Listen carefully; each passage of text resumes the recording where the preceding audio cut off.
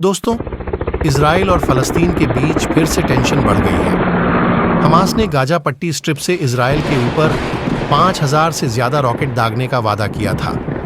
इस हमले की वजह से कई लोगों ने अपनी जान गंवा दी, जिसकी वीडियो भी आप लोगों के सामने आ चुकी है। इस बीच इजराइल ने हमास पर भी हमला किया और कई आतंकवादियों को मार गिराने का दावा भी किया। आपको बता दें, पूरा झगड़ा उसी 35 एकड़ प्लॉट का है जिसमें अल अक्सा मस्जिद बनी हुई है, जहां 3 धर्म यहूदी, ईसाई और मुस्लिम अपना दावा करते हैं। तीनों उसे अपनी आस्था का सेंटर मानते हैं। तो ऐसे में आज हम आपको इस वीडियो में बताएंगे कि इजराइल में कौन कौन से धर्म के लोग रहते हैं और उनकी कितनी आबादी है।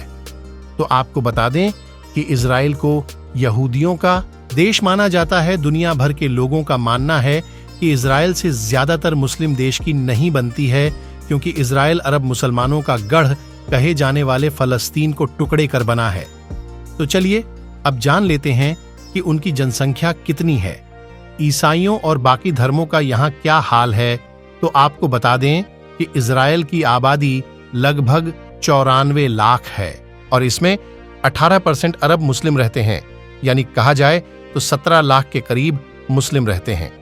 वही यहूदियों की जनसंख्या सबसे ज्यादा 74% है। माना जाए तो 70 लाख आबादी यहूदियों की है, बाकी 7 लाख में सभी धर्म के लोग रहते हैं। ईसाइयों की बात करें तो यह सिर्फ 2% है, 2 लाख के करीब ईसाई रहते हैं वही।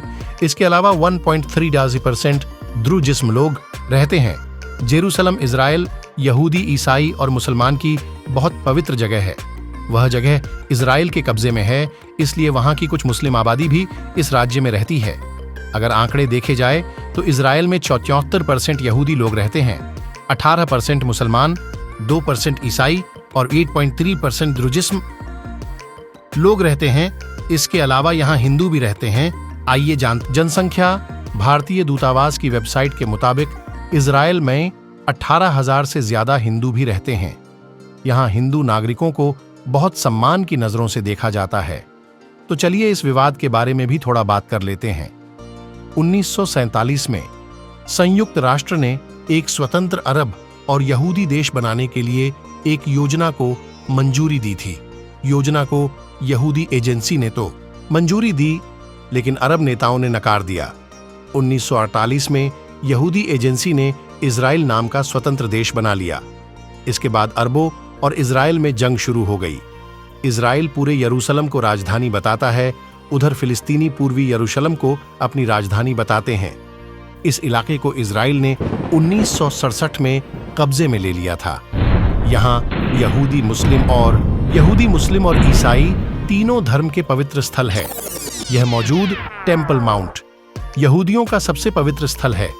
इसके अलावा यहाँ अक्सर मस्जिद भी है, जिसके बारे में हम आपको बता ही चुके हैं।